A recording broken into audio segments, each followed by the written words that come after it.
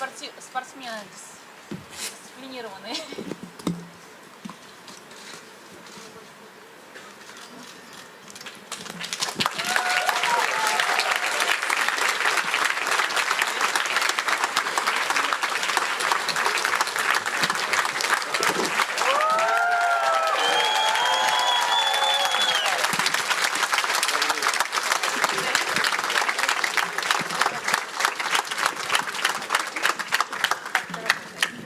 Добрый день, как нас... Hello. How's your mood?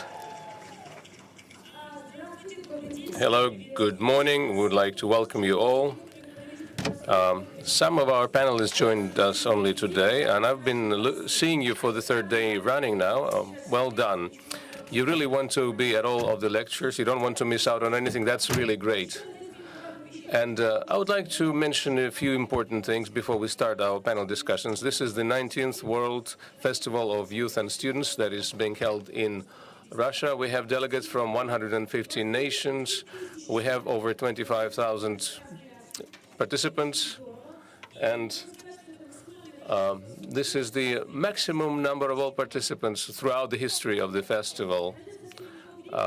Just in a short bit of time, you, the youngest, the most energetic people, will become the cultural elites and the political leaders of your nations.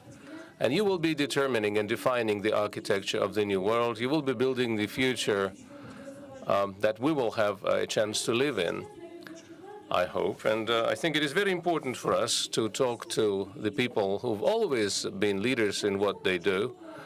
There are a lot of leaders at this forum in the field of economics, politics, culture. But today, at this panel, and I would like to thank here all of the sports leaders, international sports leaders and athletes who agreed to participate in this discussion and share with you their experiences. The sports leaders are an ideal, a perfect example of the best there is in a human being. And they are setting an example for you so that you could look at them and strive to achieve your goals. And if they can, you would think, I can too. And I would like to say that the objective of today's panel discussion is to make the sports content popular among the young people.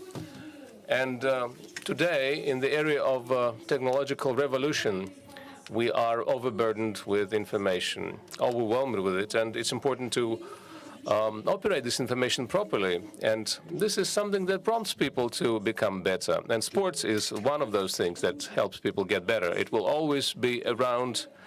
And today you will learn some very unique details about how the sports content is being built, how it is evolving, and what our sports leaders are thinking about how to make the sports content one of the most important entertainment means in the 21st century, something that would make it interesting for you. And I would like to present our panelists to you, introduce them to you.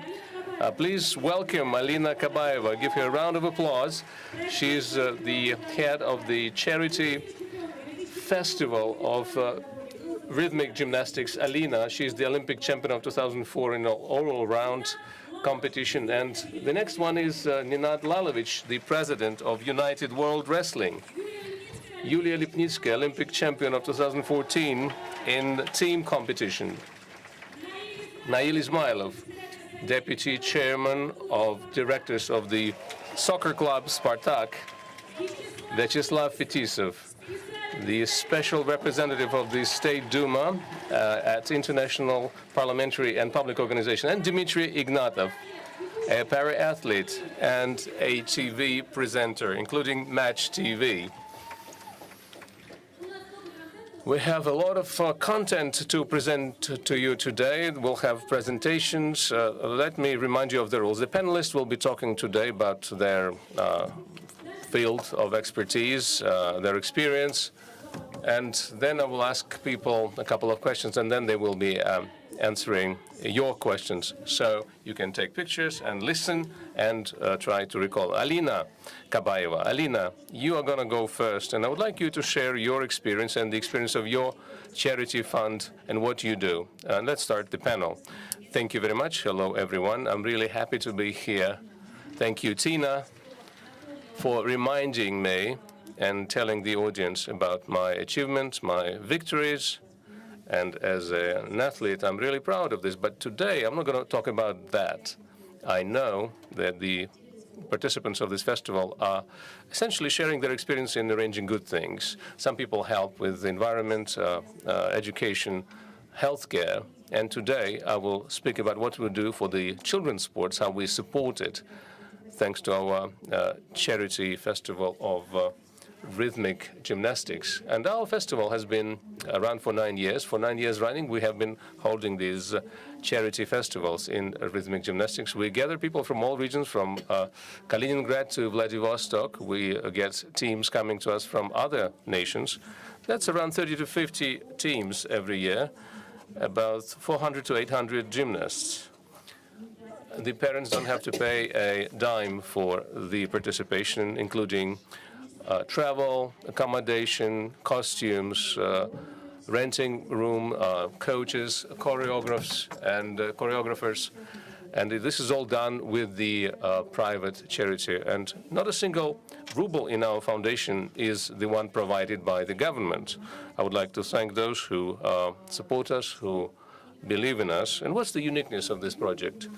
It is that the unique gymnasts come from all parts of our country, which is huge, and they can train together with the members of the national team, world champions, Olympic champions. And of course, that is a unique chance, because the only other opportunity for them to compete with them or train with them would be to be members of the national team. But this is an opportunity for them to see how they can present what they can to our national team coach, Irina. And she's also here, and she's been looking at these kids, and then she would invite them to train at the Olympic Training Center. And not every parent can bring their child to Moscow. And in my personal experience, I would have never become an athlete training under Irina Wiener. I've always been in the middle places, 5th to 10th place, but my mom took me to Irina. But in this case, and I would like to thank her for that, but here is another opportunity. This is an amazing venue. We have children coming from various sports schools. We do not sell tickets. We invite them free. There are people from orphanages, from oncology centers, people with limited abilities. And this year, we have 7,000 spectators. And of course, we want to expand because there's a lot of demand for this. We're going to change our main arena and the format of the festival. And I would like to thank our popular artists, performers, because when it all got started, I was thinking how to get people and children attracted to this, to sports and rhythmic gymnastics. And we decided that there are young people and parents who probably like those performers, pop performers, and if they see them on TV, and in fact, our competitions are shown on television. We have millions of spectators thanks to the Russia channel and Karusel channel, the children's channel. And if they perform on stage, if they sing their famous song, that would be really beautiful. And they will be surrounded by these beautiful young gymnasts. And this is one-of-a-kind festival in the world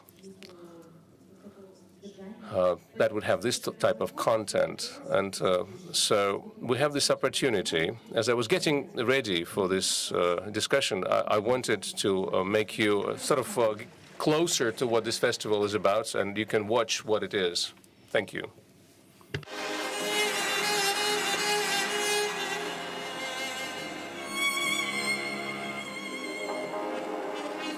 Сказочным героям помогает волшебство. В жизни, чтобы воплотить свою мечту, нужен труд, упорство и вера в себя. На пути к мечте нас поддерживают мудрые наставники. А начинается этот путь в тренировочном зале.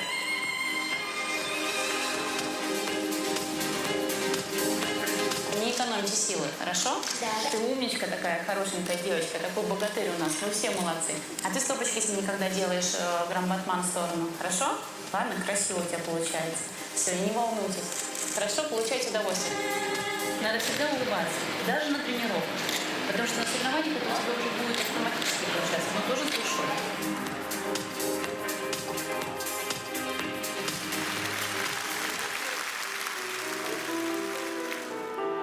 Если крикнет рать святая, кинь ты, Русь, живи в раю, я скажу, не надо рая, дайте родину мою.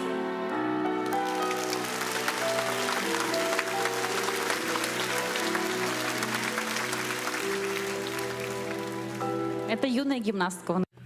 This is a young gymnast performing now. А вот то, что я говорила, что And this is what I said.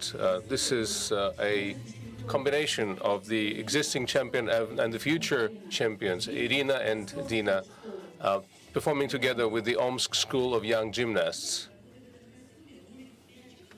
Прижимает его ногой и переводит через спину. Это, понимаете, это изначально работа художника и хореографа.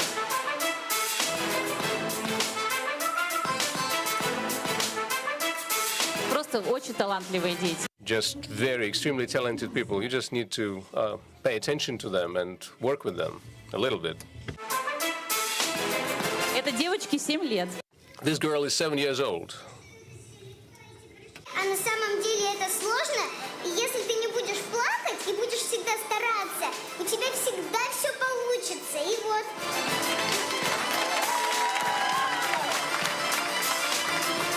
Это наша сборная. This is our national team, and we are showing them what they should aspire to, what kind of athletic level. Это олимпийские чемпионы. These are team and all-around competition team members. This is Yana Kudryavtseva, the silver medal winner of the Olympic Games. A look at how we can really shoot. Not everyone can really shoot such performances, not even at Olympics.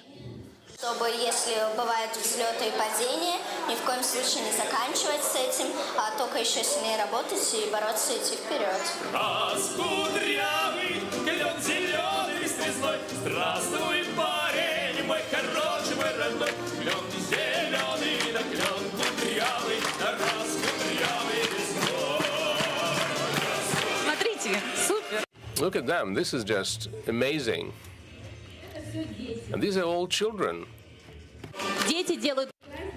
Children make this festival for other children. We have those festivals held on a systematic basis, and this one was dedicated to the 70th anniversary of the Victory Day. Любви.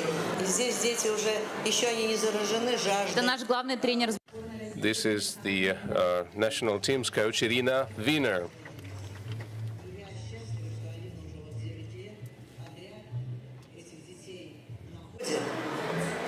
Забирает, привозит, организовывает и показывает.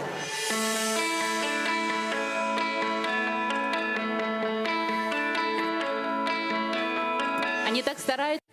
They're really trying hard because they know that Irina Wiener is in the hall, and they really want to appeal not just to the spectators but to the national team's coach. And they're really having fun. There are no limits to what they do.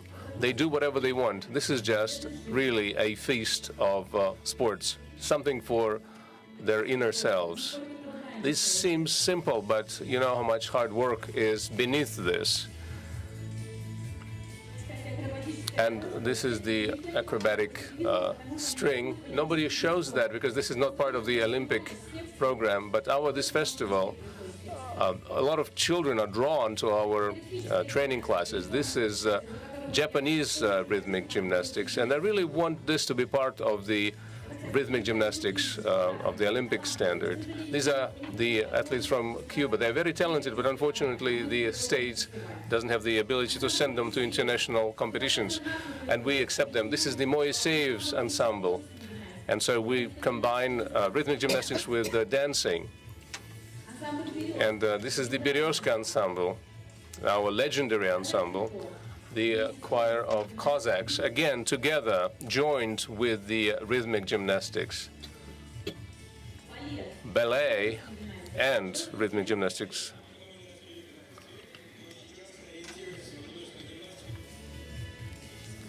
Just look at this. Rhythmic gymnastics cannot exist without ballet, like humans cannot exist without oxygen. And these are the Averin's sisters.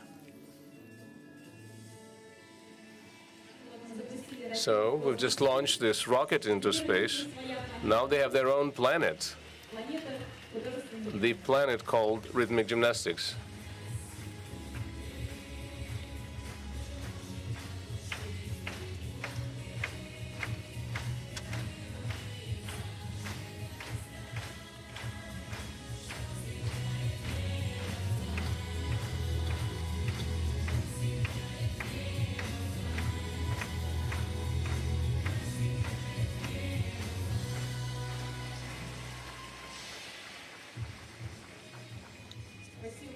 Thank you very much for your applauses. It means that we are doing this for something, not for nothing. And I have a big team that is next to me. I would like to thank all of these people who, for 9 years, have been really supportive of me. They've never let me down, and I hope I never let them down. We are one big team, and thanks to all people that are working hand to hand with me and making this great project possible. As we said, there's a lot of interesting information here. Thank you, Alina.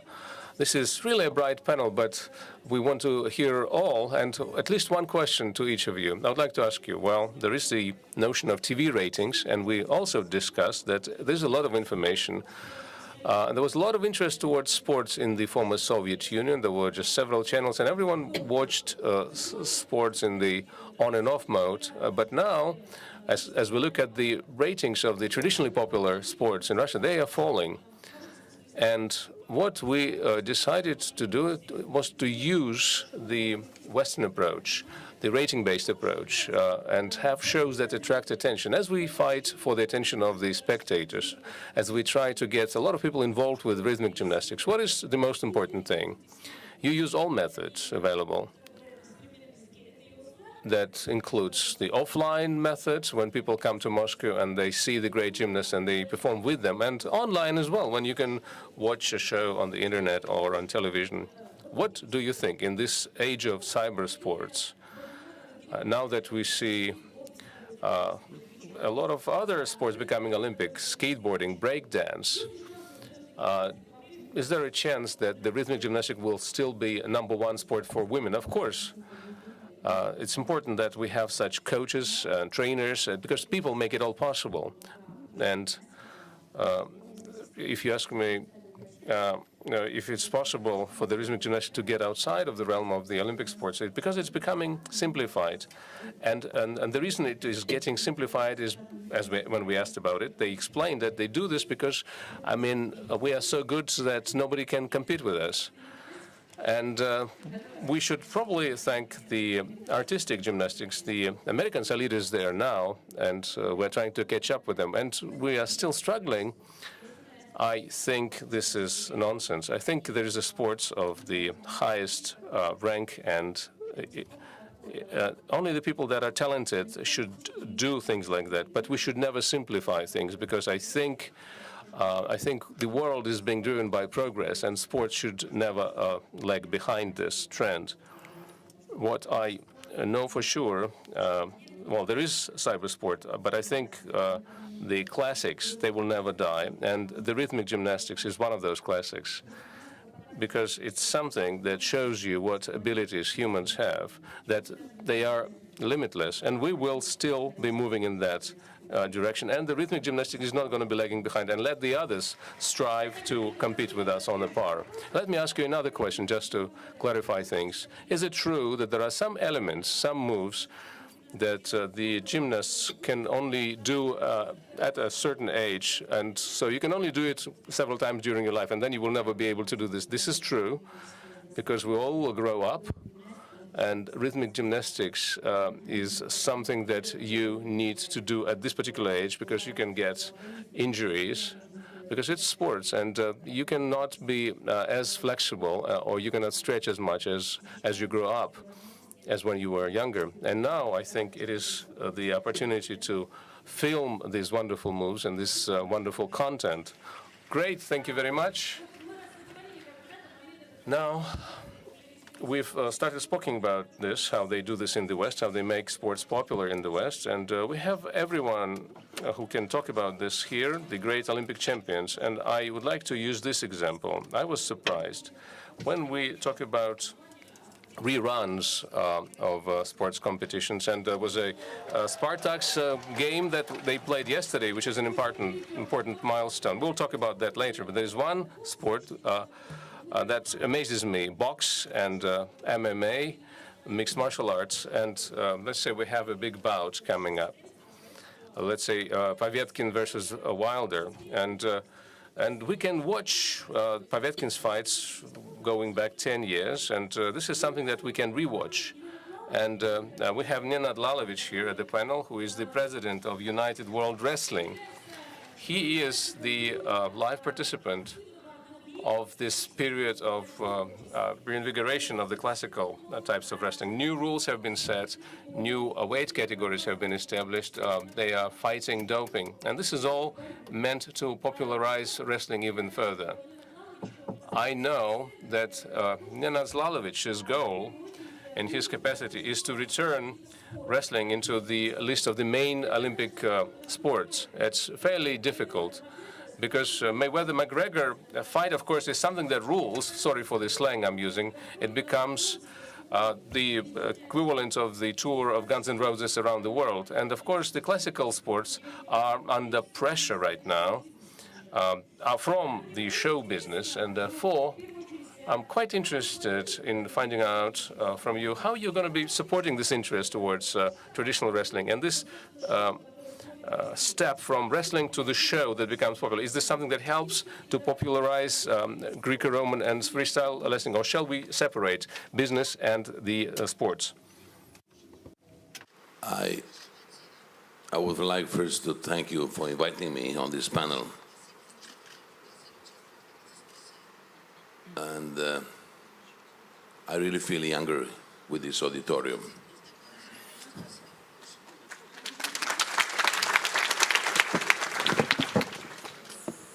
You will excuse me for speaking in English,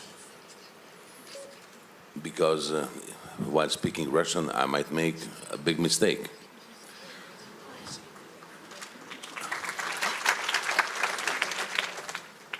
And the level of responsibility while speaking to such a young auditorium is much higher than when I speak to my friends of my age.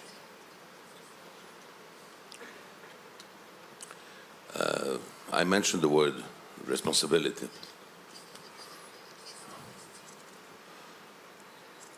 Responsibility while governing one's sport is the main thing that we have to think about, to be concerned of.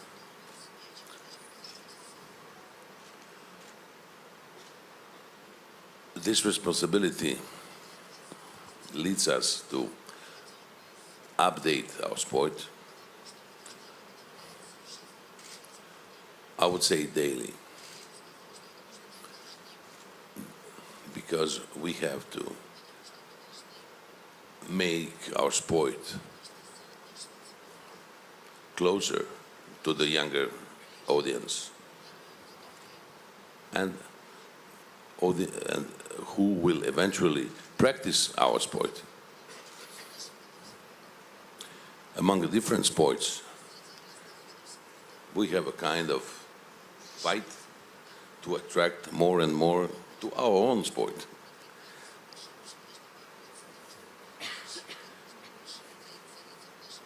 And no matter who wins, the result is always positive. The idea is to have more and more youngsters practicing sport. Why? Simple. A sport makes people better in every sense.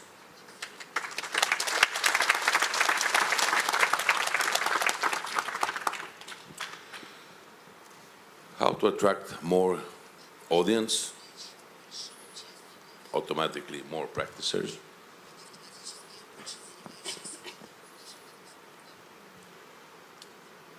This is a secret that no one has the key which will open every door.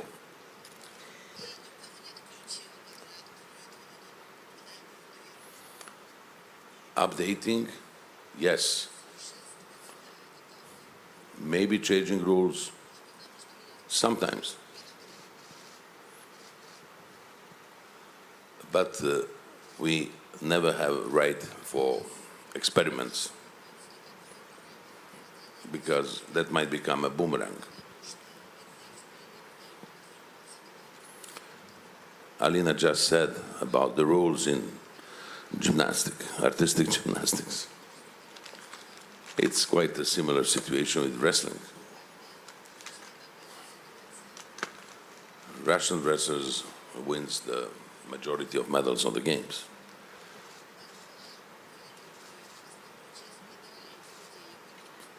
But by popularizing our sport, we have more and more countries taking part on our competitions.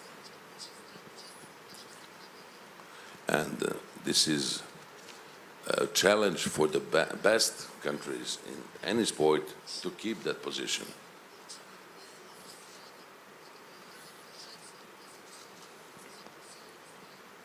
The main task of the International Federation is always to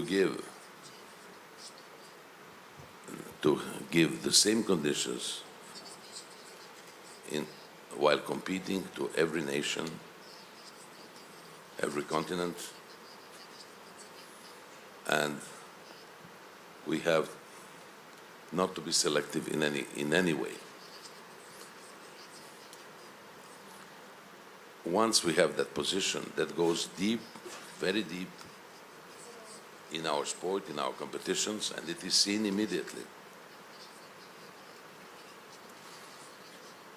One of the reasons that we have been in a crisis in 2013 is just that.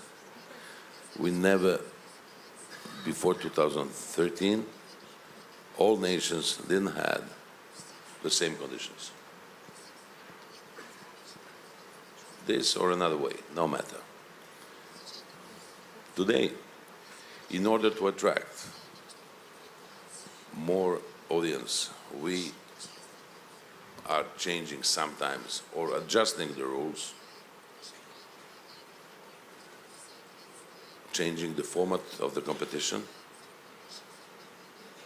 and especially the presentation of the sport. I will give you some figures.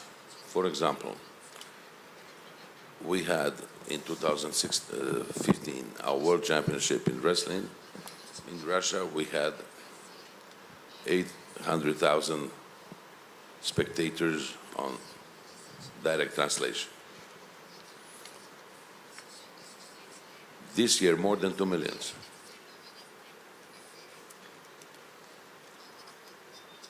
This is the result, and especially because of the presentation of the sport. And we will continue to attract you.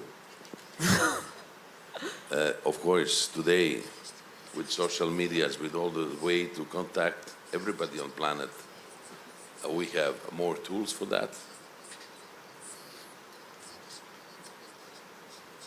And I know that most of you are addicted to that. Everybody keeps silence. Maybe they are not addicted, I think so. But actually, you are quite right. That's a reality. Yes. And in this reality, I can't ask you you are saying that to engage young people in wrestling. And I think that I gave this question to Alina. It's very difficult because the competition between different kinds of sports are high, and everybody has their rules. Everybody are engaged in social media, and to take their attention for a long time become more and more difficult every day. What is your recipe? I mean, maybe two things or one thing, how to make wrestling more interesting for young people to engage them? It's a difficult question you ask. Are they watching wrestling? You can ask them. Because who watched wrestling? Кто смотрит борьбу? Поднимите руки. Almost everybody. We can check. А кто не смотрит борьбу? You see, I have to ask them now. Why? Why? Why? Если у кого-нибудь есть вот кто из тех, кто поднял руки, кто-то вот четко может ответить? Those who raised their hands, please, could you answer why you do not watch wrestling? Just why? Tell me why. Because it's dangerous to see such a competition. It's dangerous, she said. I have an answer for you immediately. We are the safest sport on the Olympics, with only 4% of injuries. And it's statistics, and it's true. Leonard, thank you very much. I think that the audience should have a lot of questions to you, but actually, я перейду на русский, просто мне как-то, я вижу, что перевод долго. Well, I see that the translation going long. In fact, wrestling is historically associated with ancient Greece. And when you raise your questions, please, we will talk about it. And we will talk about sports which were created long ago, which appear only today. And how the sports will look like in the future will be able. Thank you. А вот интересно, вот гимнастику не страшно? Interesting. Is it dangerous? You say that. Well, you say that. What about artistic gymnastic? Is it risky? Is it dangerous? You've said that. When we show bouts, you see that these wrestlers, they don't have any defense measures. But I ask a question whether gymnastics is dangerous, ice hockey is dangerous, football is dangerous. When small children, they come to take part in the competitions, don't you think that these events are also traumatic? And probably when you see adults who are competing in these bouts, maybe you think that it is less traumatic. But when children are weak and when their health is weak, this is risky and this is dangerous. Sports is not dangerous. It is dangerous when children have bad health. Mr. Fetisov, you have a big experience. You played here in Russia, you played in the West, you saw how the sports career was developing, you saw the interest towards elite sport, and you've said that, for example, in the West, you are playing and you popularize, you promote this sport. But this question is very simple: how to attract modern young people, or taking into consideration this great content, how to attract them towards sports. And you understand that everybody has children, that everybody is under the influence of media, of bad habits. We want our children to avoid smoking, drinking. And what is your opinion, how you can play, what kind of role you can play in this area? Well, hi to all the best young people of the world. For me, it's a great honor to attend this, to be in this room. And this excellent festival of youth of the future, what is related to the perspective. We rely on you, and we hope that we will live in the best country of the world. We have many representatives from other countries. I hope that you will find your friends and you will get along with them in the course of your life. Tina is the best.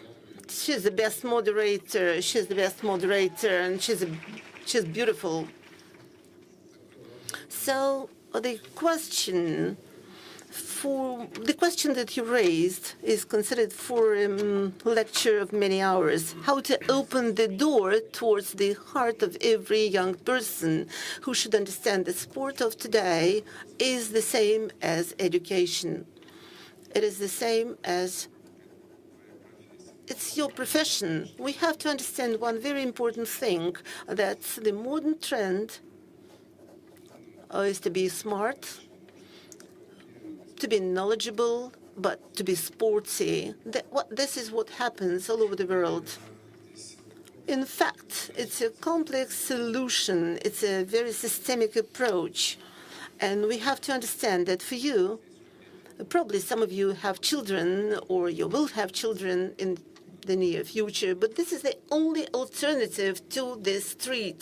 The prevention of drugs, prevention of alcohol and smoking is sport. And we have to understand that if a kid is doing sports systematically, from his childhood, he develops all these qualities. He learns how to achieve goals, how to play how to play with the rules, and how to set the goals, and how to achieve these goals. Well, we were talking about the danger of practicing this or that sport, but if you are capable, any elements, they are not dangerous.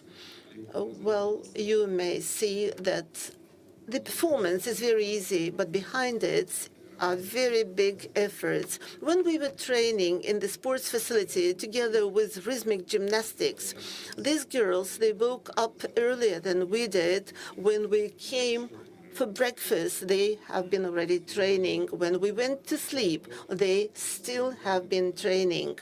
It's a very big labor, but it gives result. And these champions, they are idols and icons for all of us.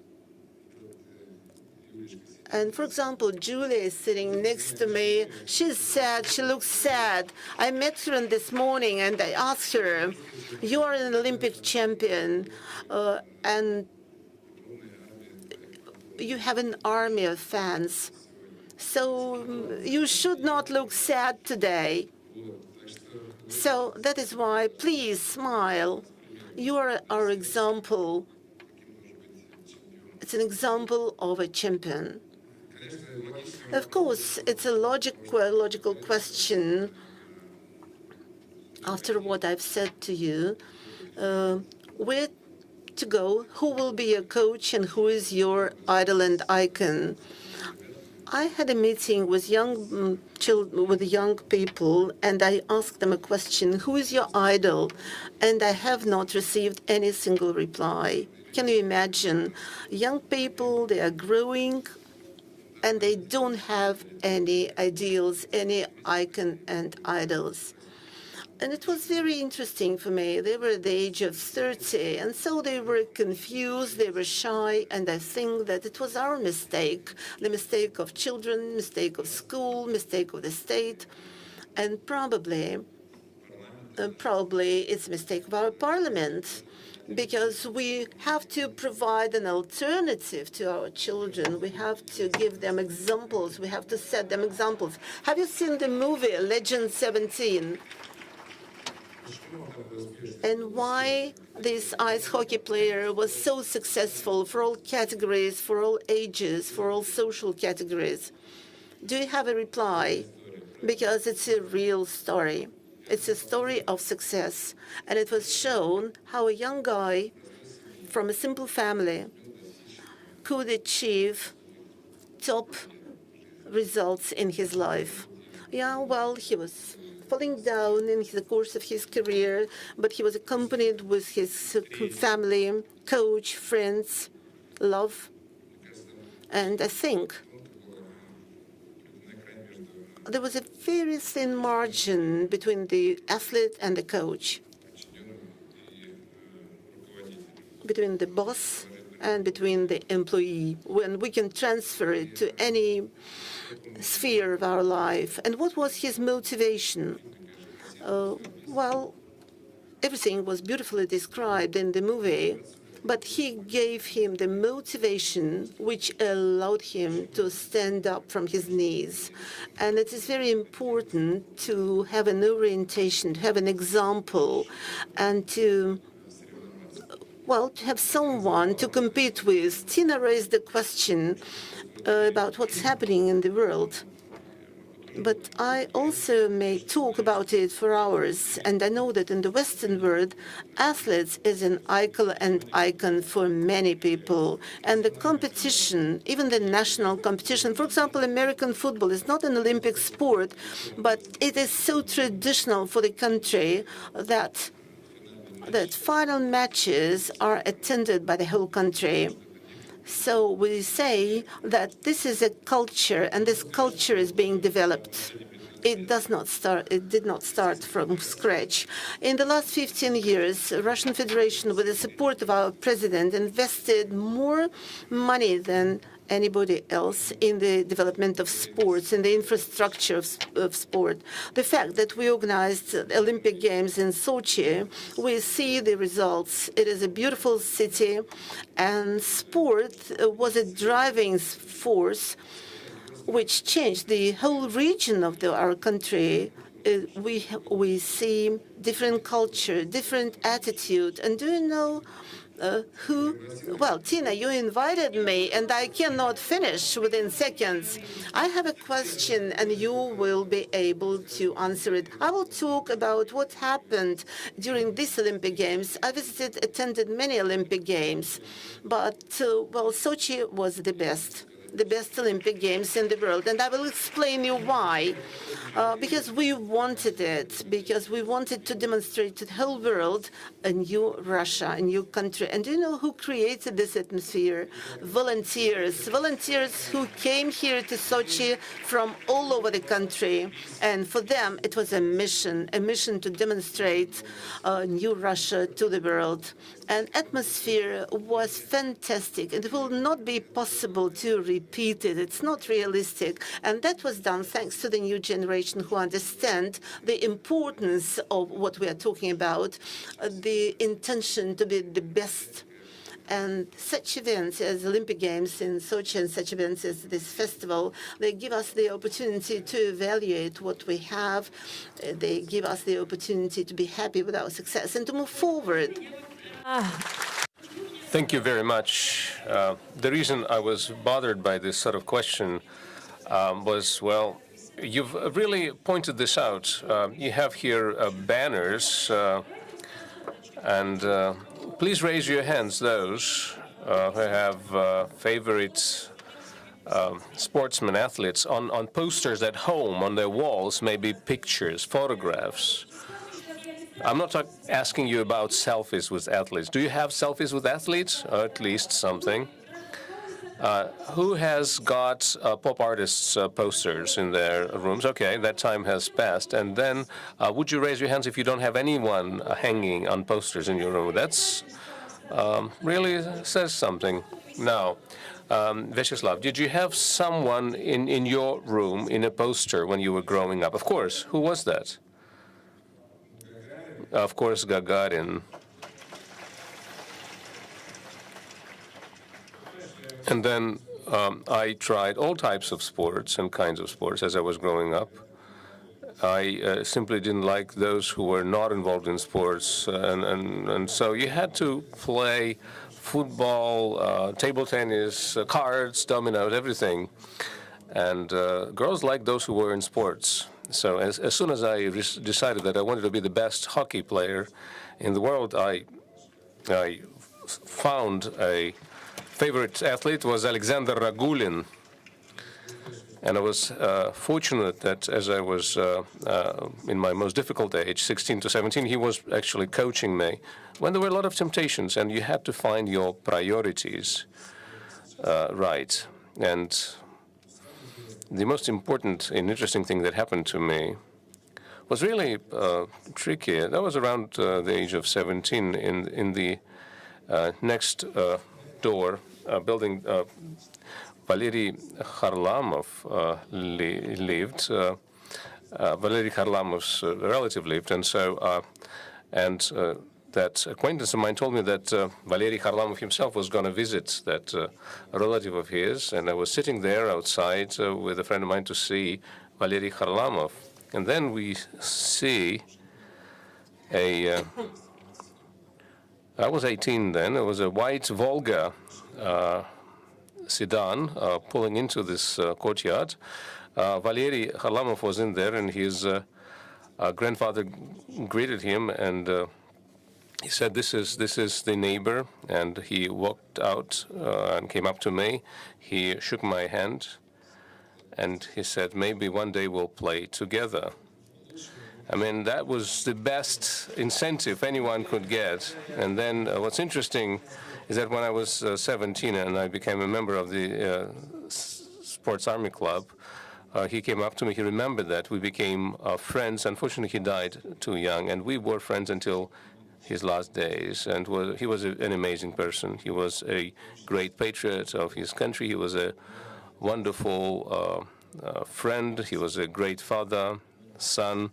He was really a great example to anyone. And the film that was filmed about him was really a successful one. And I did have favorite athletes. We didn't have posters as I was growing up. And there was this character who decided to become a member of the Sports Army Club. Well, we have this notion. Something is interesting about the statistics. Let me show you something. Yulia, I will talk to you next, since you've passed this on to me. Yesterday, you were watching the Spartak Sevilla home game. So then we saw the first goal scored, the second, the third, the fourth. We are just getting crazy. And I was saying, and my neighbor was really rooting for the team. He was shouting, and I asked him whose poster was hanging there in your room, Nail. I had.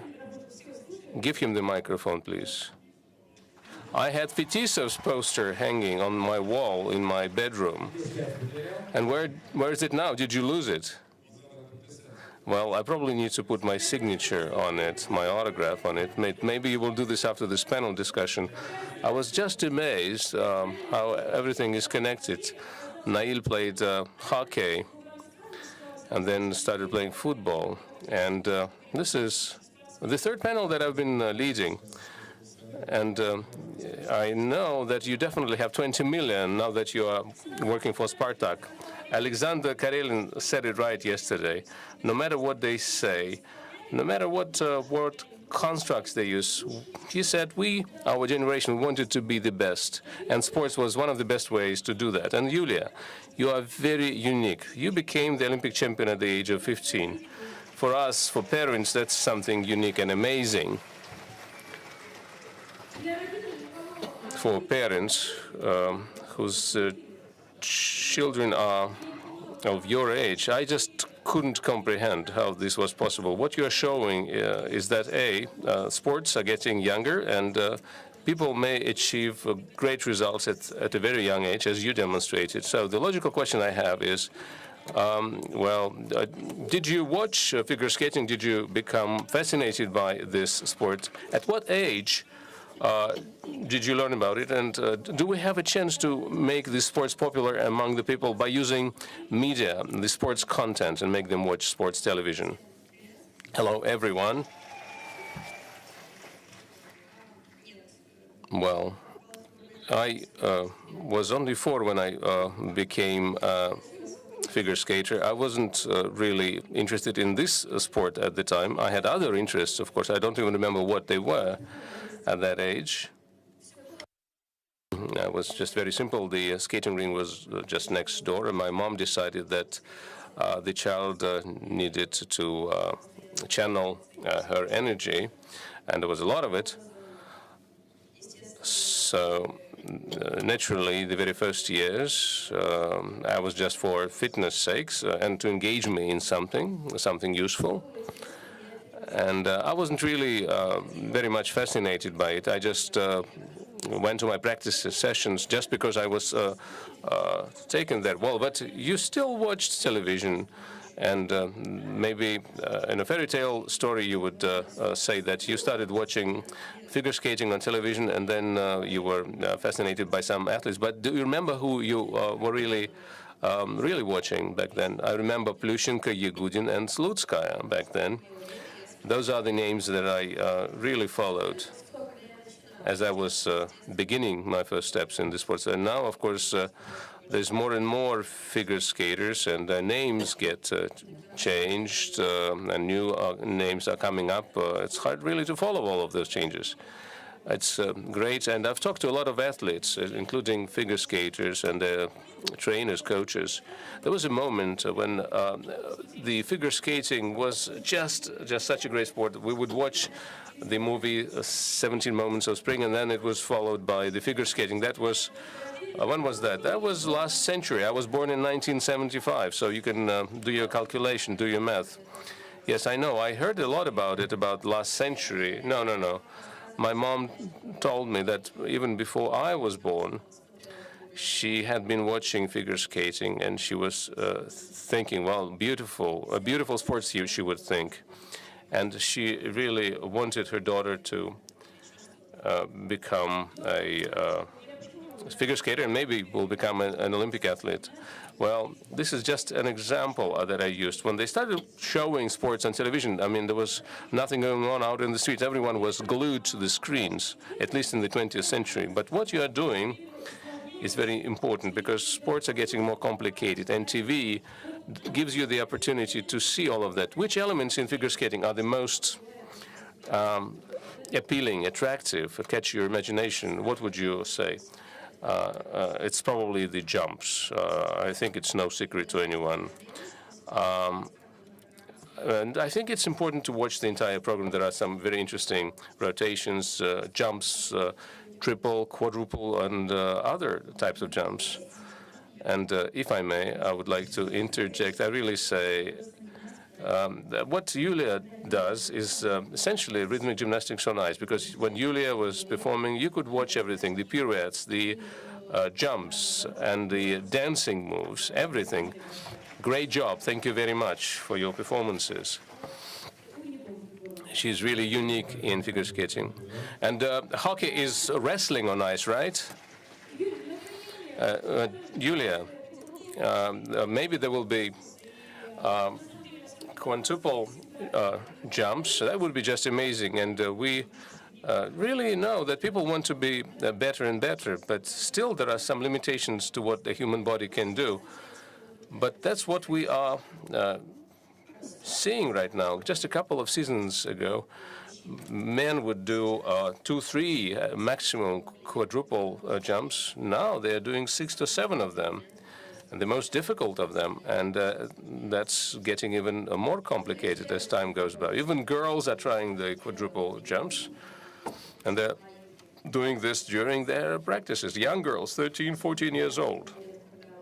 It's not really clear what's going to happen when they are reaching their puberty, but hopefully that's going to be fine still. But it's interesting to just keep watching all of this.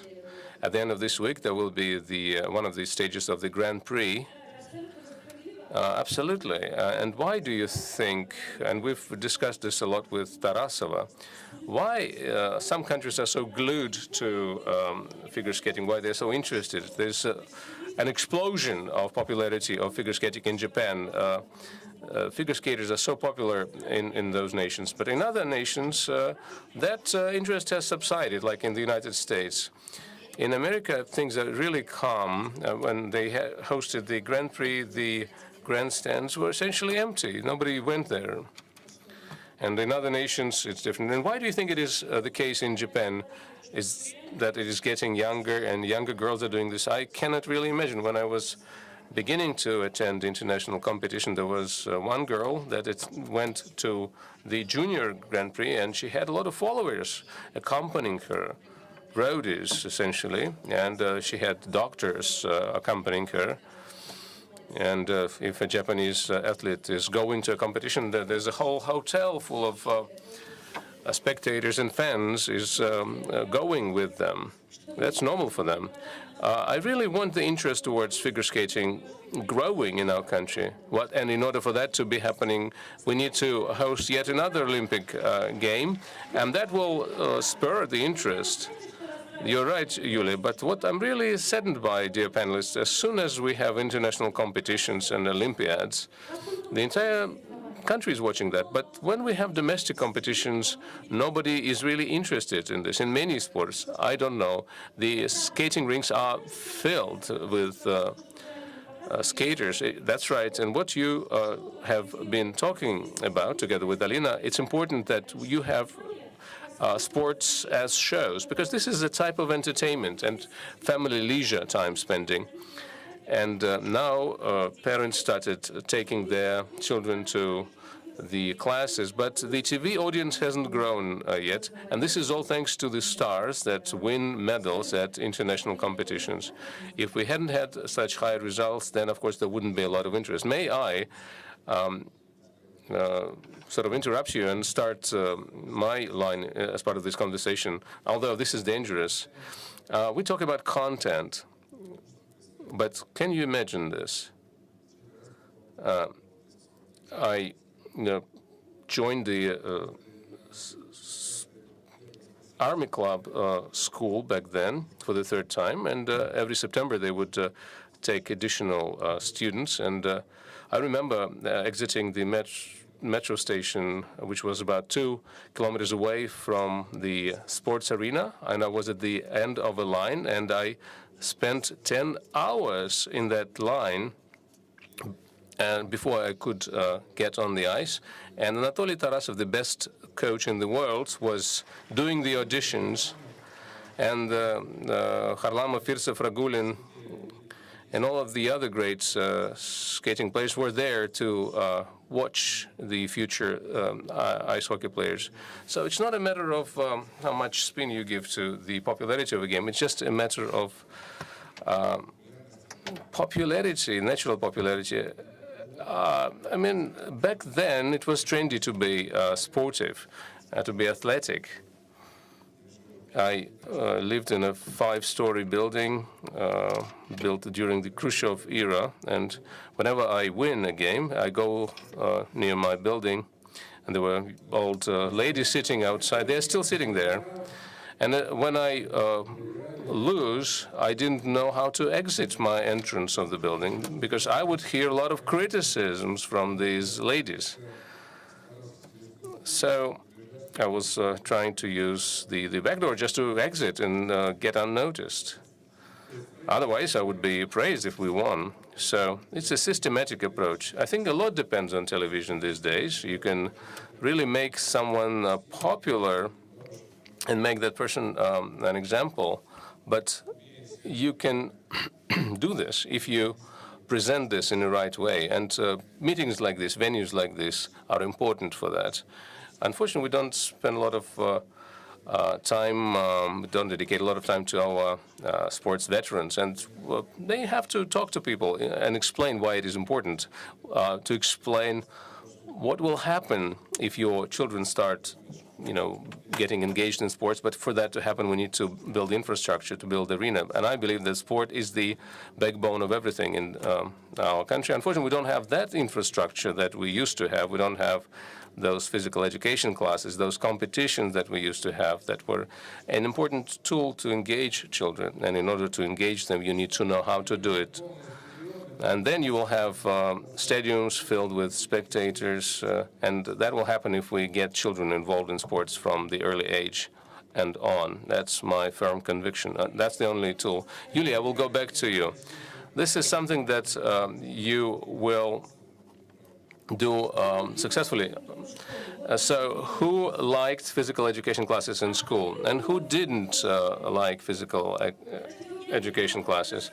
I was wrong, I guess. We were discussing this with Mr. Fetisov. We were saying that the world is moving forward, and physical education classes are stimulating interest towards athleticism and interest in sport. I attended those classes. You did? Wonderful. Alina is right. I mean, you went to the sports classes. You didn't have to go. Well, of course, if I had my practices, I didn't go to the PE classes. But if I didn't have any classes at my sports school, then I would attend, and I would sometimes show what I could do.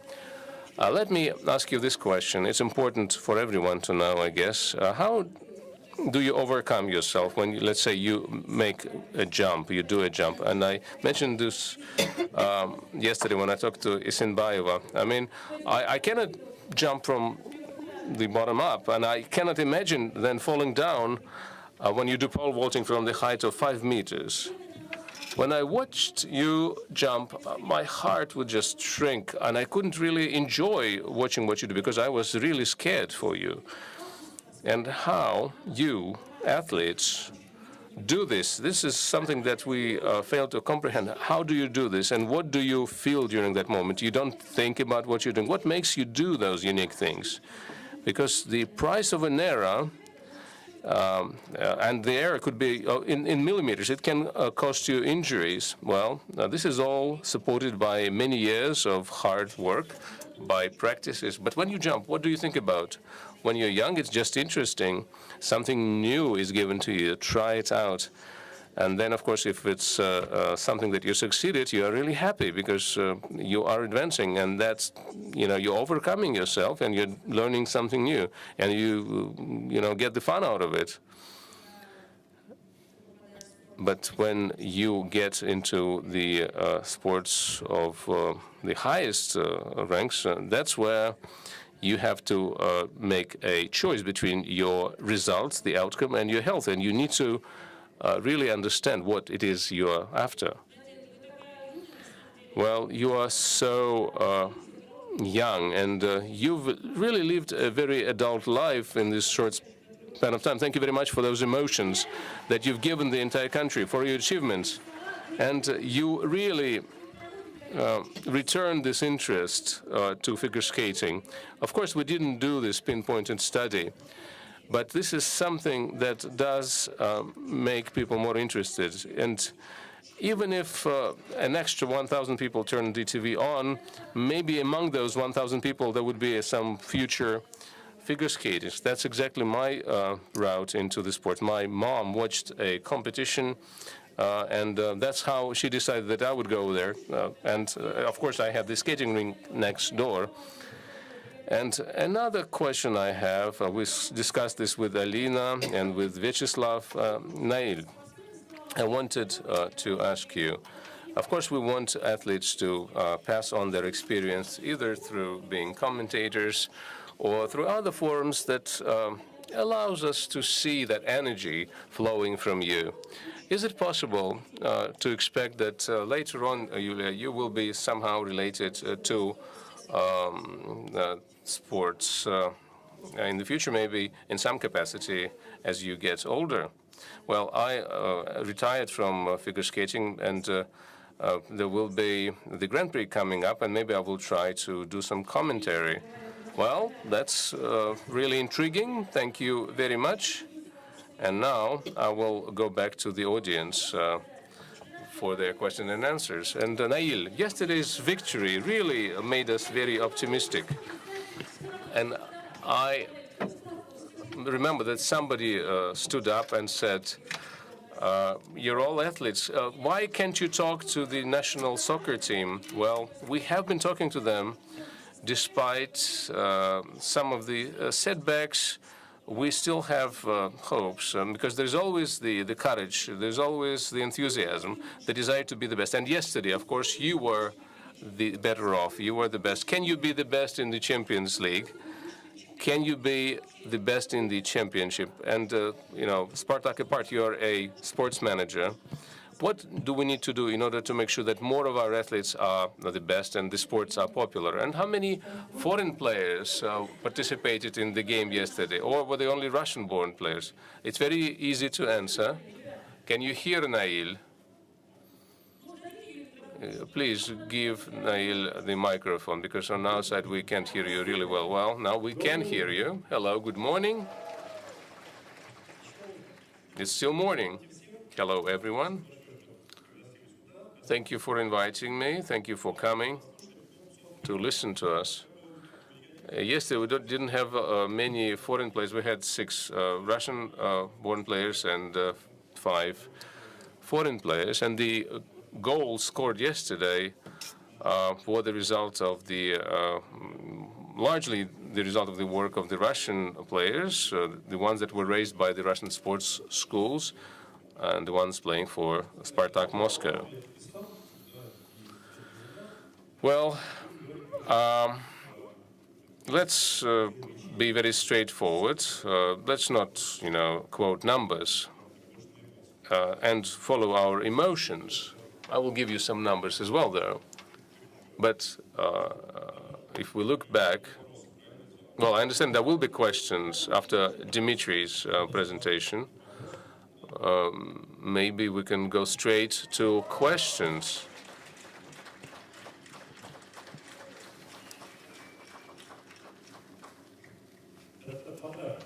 Well, this is a gift to those who will ask the best question. Well, it's a slogan, the Spartak is the best club. It was not a question. Well, let's get back to questions. Please be patient. So this vest of Yegor Tepova, he is the young player, a player of a football club, Spartak. He plays for the national team, and he is an indispensable player. He created himself. He made himself. We're talking about examples. You know that young people, all of you, make the fundament, make the platform of the future as a whole. And what you see, what you think, what you imagine, what you want to do, you will do it. And we will live in this period. So what we were talking about sports should be, and we are trying to make it an example, and sports leaders should be examples, not only for practicing sport, but role models. Just have a look, Dmitry, Julia, Alina, Vyacheslav Fetisov, they are all examples who could be used on their successful people who did a lot, who managed to demonstrate a lot, and who continue to work, because sport is a stimulus, is a daily stimulus for daily work. And for what has to be done with efforts. Nothing can be done without efforts. Everything requires very hard work. And I think that sports leaders, they have to be idols and icons for people, and development of sport is a daily necessity for our community, for our life. And the sports content which we have to provide for consumption so that people could watch us, support us, it is a great motivation. Could I interrupt you? Please understand visually what you are talking about. If you do not use the paper, you have a very good clip, and we can argue about 20 million, 15 million, 16 million, but with a great army of your fans, you do not stop, and you are trying to involve more and more fans. Let us show this fragment. Страны, в который раз разочаровал болельщиков. У болельщиков «Спартака» серьезный разговор с командой. Я там был. Юбилейные 15 лет без чемпионств. Болельщики стали терять связь с клубом, а клуб своих болельщиков. Необходимо вернуть их. В этот момент мы совершили беспрецедентный ход. Все клубы делают героями своих звезд. Мы сделали звездами болельщиков. Именно они станут героями всех коммуникаций народной команды в новом сезоне. Что роднит столь разных людей, как братьев? То, чего нельзя отнять. Особая спартаковская ДНК. Мы все одной крови. Это манифест единства болельщиков. Кем бы они ни были, вопреки всему. С 6 мая во всех социальных сетях каждый день стали появляться неожиданные плакаты с ДНК-посылами. И через 10 дней на стадионе состоялась премьера эпичного видео, каждый герой которого настоящий болельщик «Спартака». Оно попало в самое сердце. И на первые страницы ведущих спортивных ресурсов. За первые 3 дня видео посмотрели 500 000 болельщиков. Оно стало самым популярным в истории клуба. Фаны стали героями всех афиш сезона. Был создан спецпроект с историями от самых разных людей. К движению присоединился целый ряд брендов. Nissan делал активации в рамках объединяющей концепции. Банк Открытия выпустил для болельщиков специальные карты. Горение вышел с компанией, передающей ДНК-эстафету игрокам команды. А фонд борьбы с лейкемией провел совместную акцию под шапкой посыла «Мы все одной крови». Новый сезон вдруг стал самым успешным за последние 15 лет. Посещаемость матчей выросла на 20%, став рекордной для чемпионатов России. По этому показателю мы снова лидеры страны. И впервые всей Восточной Европы. Команда и болельщики сплотились как никогда в этом веке. И вместе взлетели.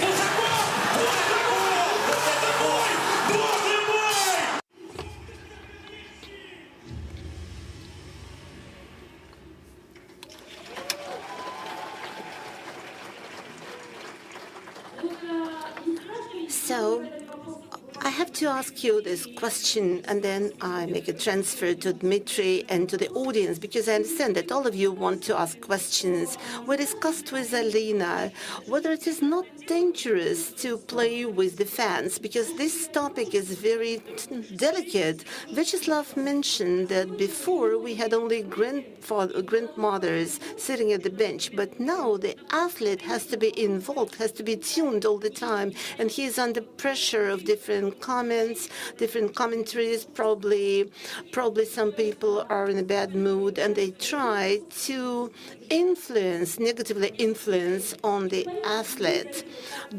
Aren't you afraid to play with your audience with the sole purpose to popularize, to promote sports content? First of all, we are not playing with the fans. We're a national team, and everybody supports Spartak, because I received calls from every region, from Moscow, Yekaterinburg, Novosibirsk, Nizhnevartovsk, Surgut. In the morning, I received calls from New York and Los Angeles from people who support Spartak. And these are only my friends. We are not playing with the fans. We understand. And we understand that for a long time, we didn't have any victories. And the main strength is not in the players, but in those people, in the fans, in our fans who support us. This is our strength. And additional players who support us, who provide us motivations, because we are playing for people. So I will put my question in a more simple manner. What do you think watching of the sports context is provided only by victory or not? 3 reasons because sports content can win against any other content. Why it is more interesting to watch sports content? First of all, it is not predictable, because nobody knows the result until the very last minute of a sports event, sports competition. Then, realistically, it provides emotions. It cannot be played. These emotions cannot be played. It's not a show. It is life. Sports is life. Life at the extreme opportunities. We were talking about jumps, 3 jumps, 4 jumps, and so on. Sports gives you the opportunity, what they are capable for, that they can increase their result by 5 or 7 meters. It what moves people forward, what pushes them, not only physically, but emotionally. It stimulates them to develop in all spheres of their life. Thank you very much. Now I go for Dima, and I understood what we were talking for 3 days, because sports, in fact, is the only area, the only sphere which gives the possibility to understand that human being has a lot to develop and to discover. Dmitry, a big hand of applause to Dmitry. Every day in your life, you were trying to prove, because we do not understand what we are capable for, and sometimes we don't understand it, and sometimes we are depressed. But I wish everybody such an optimism that Dmitry has. Please tell us, on giving us the example of Paralympic Games, because for me, the Paralympic athletes, they are unique people. I consider them as people from other planets. And these people who did not receive good things from life, but they being deprived of something, they demonstrate unique opportunities. I will talk about myself, not only on behalf of the whole Paralympic sport. How would you arrange your presentation? I will show you a presentation for 5 minutes, but the most important thing that you have to understand after my presentation, that everybody is equal but different. And so we do not depend on a number of our hands, feet, and so on. If you have a certain medical certificate, just go in for sport or read. Invalids or disabled people in my country, when people see me in the street, the babushkas, the grandmothers, they make a big cross when they see me in the shorts. We are disabled people. We are limited in our physical capacity, but the pace of life is so fast that we cannot catch up with it. And it seems to me that we are all cyborgs. The invalid, it's not a nice word, but we are cyborgs because we all visit doctors, dentists, and many of us, we have pacemakers, we have some kind of artificial... artificial pins. So we're all cyborgs. We all depend on telephones. We cannot remember 3, 4 telephone numbers. So on one more important thought, that we are people. And for example, my editor or my boss, for him, it doesn't matter how many arms and legs I have, but it's important for him that I present a quality material. Same goes with people who suffer from palsy. Why not? They can maintain and they can moderate content in the social media. For example, this guy, his leg was amputated, and he was taken care by his girlfriend, by his friends, mother, father, grandmother, and he asked for the bills, because he was hoping, he had some objectives, and being in a hospital, he had a lot of free time and he needed rehabilitation. He watched social media, he watched how other invalids lived, and why should you go to Nick Vucic and pay 15,000 rubles? Just come to my lecture, to my presentation for free. Before joining the army, I was responsible for a program at my university. I was a PR student at the university, and in my senior courses, I prepared a program about some electronic toys, about the gadgets, and you can see the first processes of a leg, of a finger. It is bionic thing, and it was movable. Then I started to study different gadgets, photographs from different museums, and I understood that we live in the 21st century and that nothing is impossible. And I made friends with people who told me about different gadgets, who help people to live in this world. There are different bionic, pneumatic, hydraulic, there are legs, arms, and which can rotate by 180 degrees, and they can, they have 20 or 30 grabs. And I won a very important competition. It was in my prosthesis. It works at the expense of the hydraulic cylinder. I can join it. I can get tuned with the help of my telephone. It has different regimes, and I can get tuned with the help of a telephone or with my tablet. And you can see I can load it. It's the same as your tablet or your telephone. We live in the 21st century. Don't get surprised. If you have questions, I will answer them afterwards. But so in Russia, We have lots of bureaucrats, but still we are provided with processes. And if you compare it with Germany, then the decision is taken by the court. But in my country, you have to appeal to the foundation of social foundation. You have to prove that you need the processes and you are given these processes. And the similar situation is in Holland. They are provided with simple processes. If they can use it, then they are provided with a more advanced one. If not, now, in Israel, these processes is provided by the state. In America, everything depends on the insurance, and the situation in Czech Republic is bad.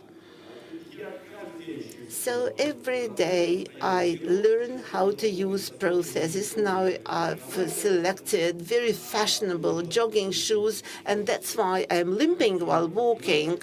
But it's only what I think about it. But I have training every day. I'm a swimmer. I love to swim in the swimming pool.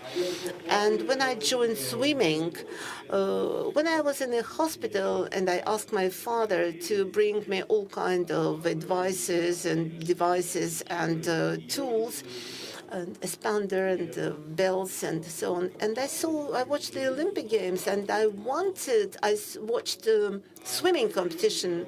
And when I had two legs, I used to play ice hockey. And I started my rehabilitation program.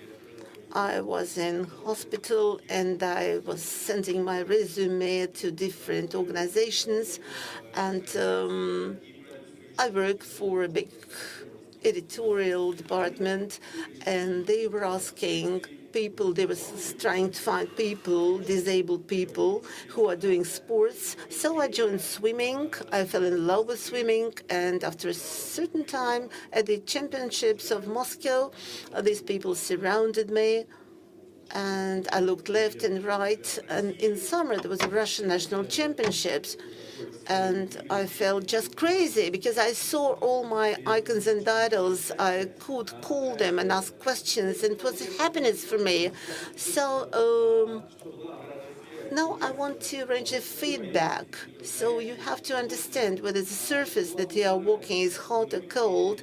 The legs need to be functional because it is business, and for the manufacturers it is more convenient to provide different processes for different sports, for cycling, for running. But are there any sports where it is not possible to participate using processes? For example, in swimming, I cannot use processes because it's not comfortable. But in running, I run in the marathon organized by Natalia Vadianova. I am invited to run there. I want my processes to be more light, less expensive. You know that my processes cost 3 million rubles, and this is the cost of a flat in Matishi, where I live.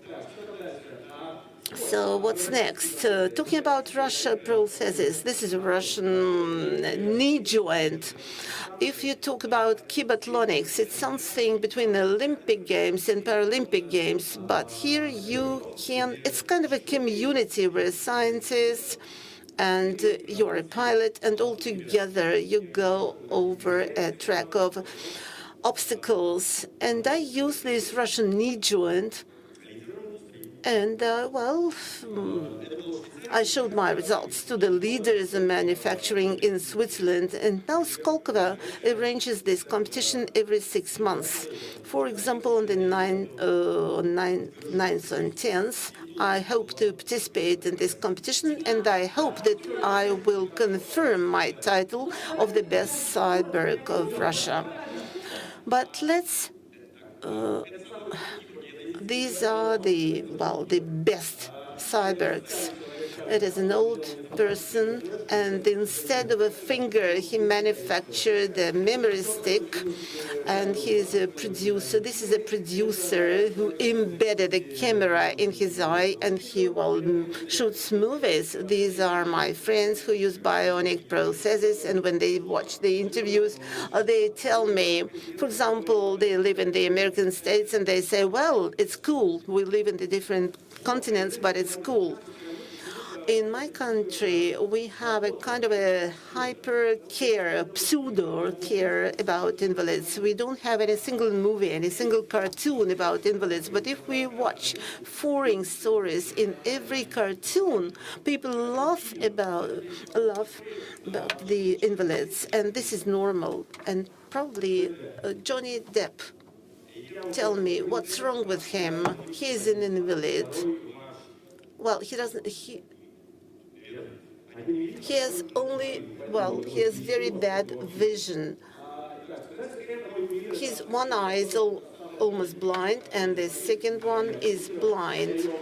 And if we talk about Paralympic athletes, I love this athlete. We ate hachapuri the day before, and when I write to her messages, I understand that it's more easy to call her, and she always responds me. I have an excellent interview with her on YouTube.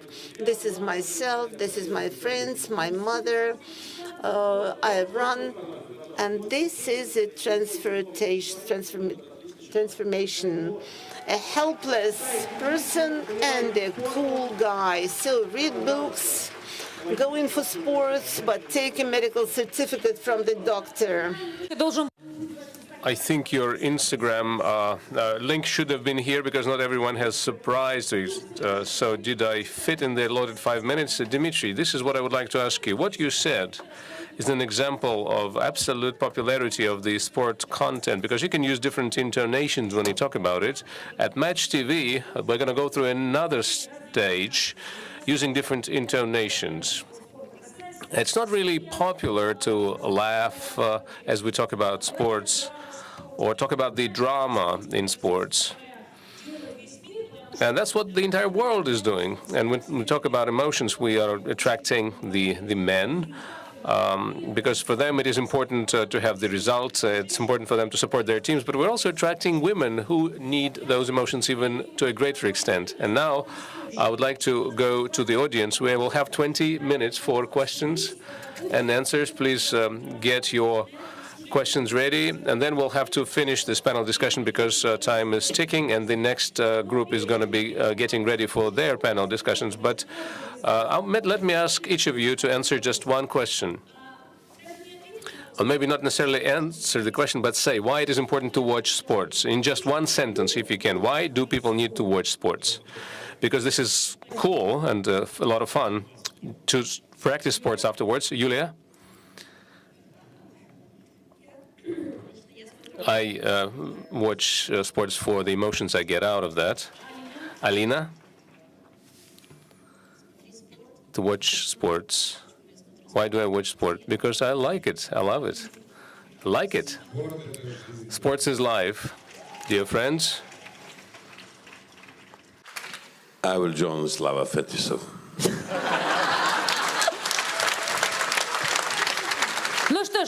Well, I would like to apologize in advance. Maybe we'll meet again in this composition, but I've seen people from Mytishi. Now we'll start with you, young lady. Do you have the microphone? Please pass her the microphone. It's 12:04. At 20:25 we have to be done and finished.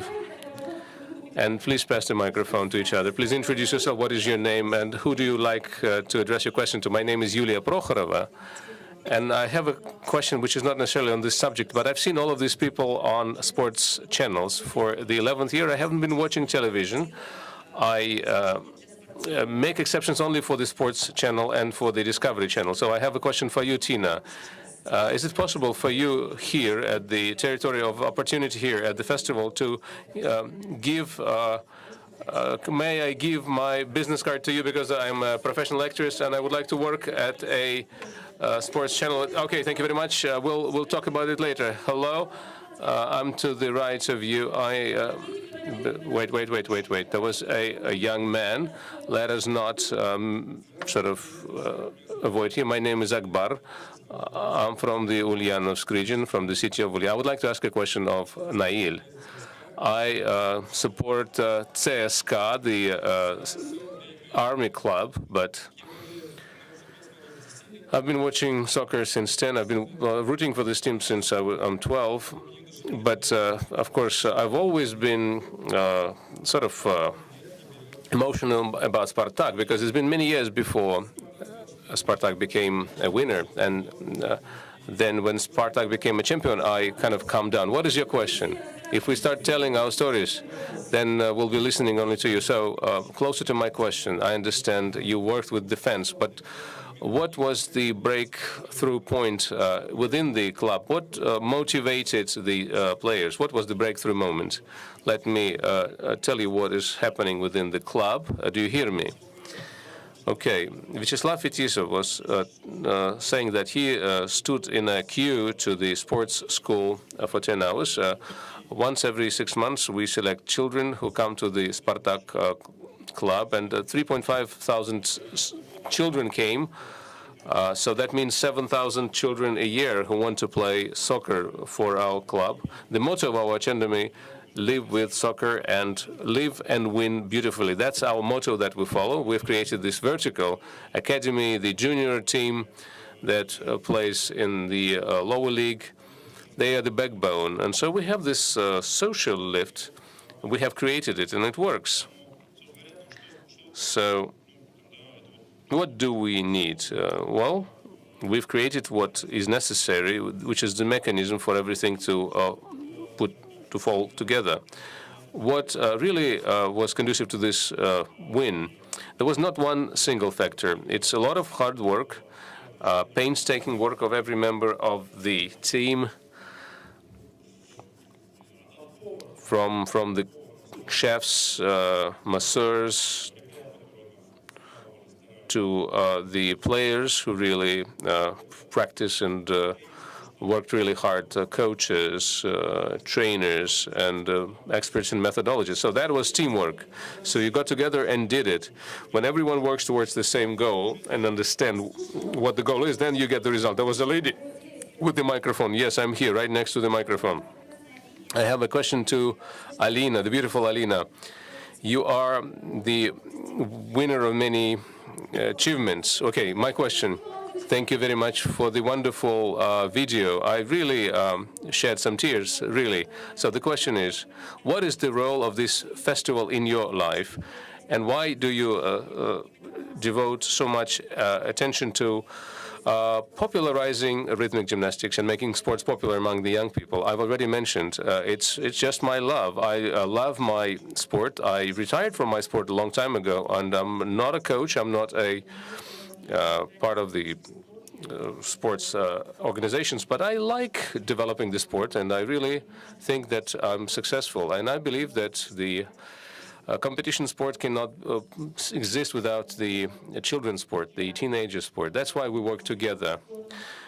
So Irina works for the competition sport, and I work with the younger generation athletes. Please, lady, introduce yourself and your question.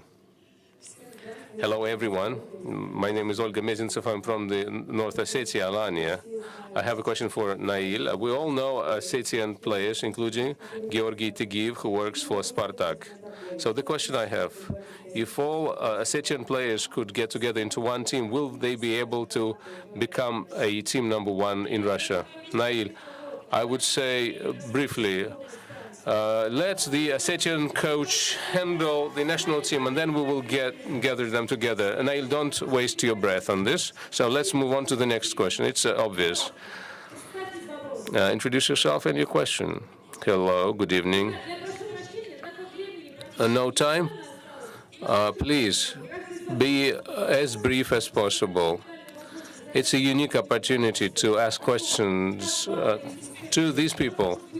Maybe you will not have such an opportunity later on, so be as concise as possible. Hello, my name is Angelika. I work for the All-Russian Popular Front. I would like to ask a question to anyone who would like to answer it. We are now conducting a competition, the image of the future of Russia. It's a question I'm addressing to you, Alina, to athletes, to Dmitry. If you could say quickly what your field of expertise will look like in 20 years. I think, Alina, it's more a question for you, because popularization of content is something that's up to you. It's a question of whether these shows will gather millions of spectators at the TV screens, while there are still people that are interested in sports, in athletics, in loving it, then there will be progress. We involve people in sports. And we were attracted to the sports by our parents, and so it's all something that depends on people. We just need to give this an impetus, and it will just fall into place. And the same is true for my project. I hope that it will live on even after somebody else takes over. And we've just built the foundation upon which you could build on. Yes, quickly and briefly. It has to be a very smart question, definitely. Hello, dear friends. Thank you for finding the time to come here. A question. Since 2015 in our city, we have developing adaptive sports, including the soccer for blind. In 2010, our mini football team became the champions of Europe, winning over the Spanish team. Blind soccer players. Unfortunately, we couldn't watch this winning game on Match TV. When will we start watching that and support our para-athletes and the guys who are involved in this? Thank you very much for your question. You forgot to mention the preamble, but that's forgivable. You just decided to skip it. We were the only channel that started telling about the soccer for the blind. It was a huge program with Evgeny Savin involved. He blindfolded himself, and he played with the blind players. We showed this program about 5 or 6 times to attract everyone's attention to this sport. So maybe I shouldn't be mentioning this, that this is not just up to me. But what Match TV has done for sports, no one has done this before us. And somebody mentioned here, this young girl mentioned it here, that there is the Discovery Channel and the Sports Channel, because all of the other types of entertainment you can watch offline after you've recorded it with ads or without the commercials. And very soon it will be the only show that you would want to watch in the 21st century, that's sports. Hello?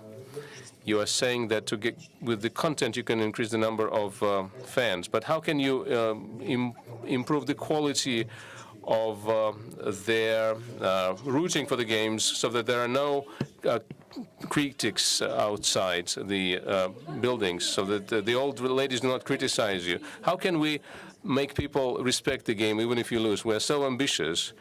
But we want to support the teams that only win, and that's not right.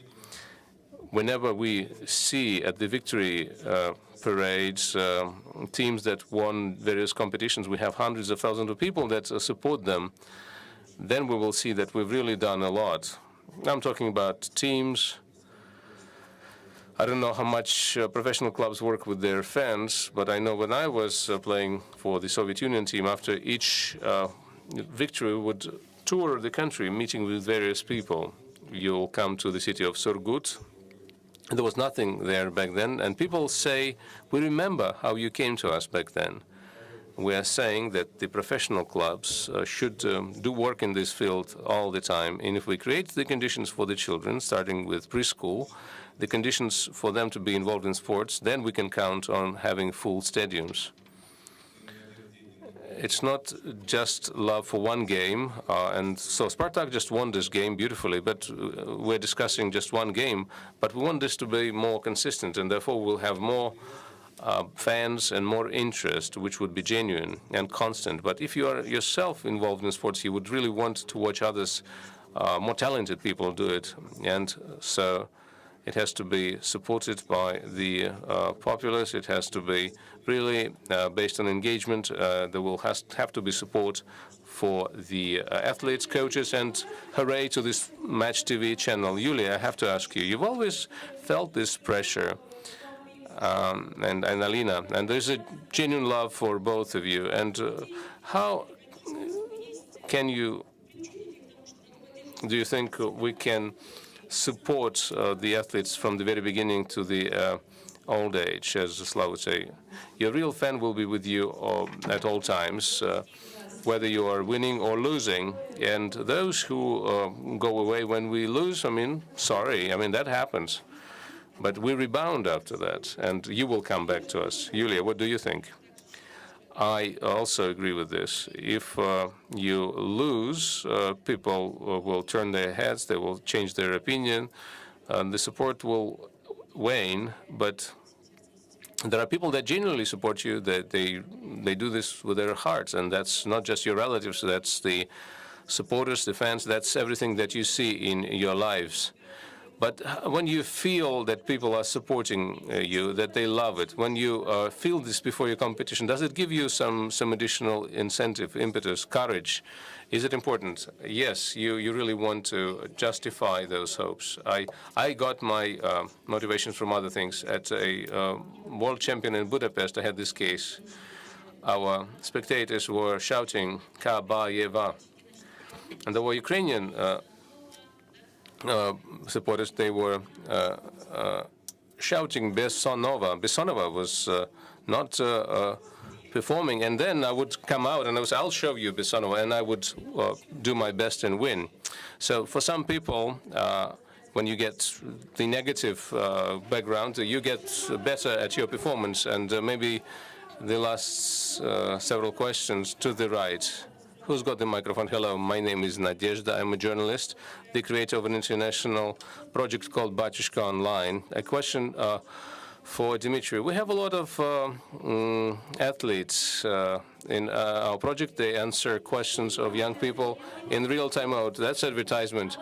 What is your question? And they advertise healthy lifestyles. There's a Roman saying that, well, come on, we will take the microphone away. I mean, you are wasting our time. The next question. Yes, go ahead. Be brief. I cannot hear the question. He is not using the microphone.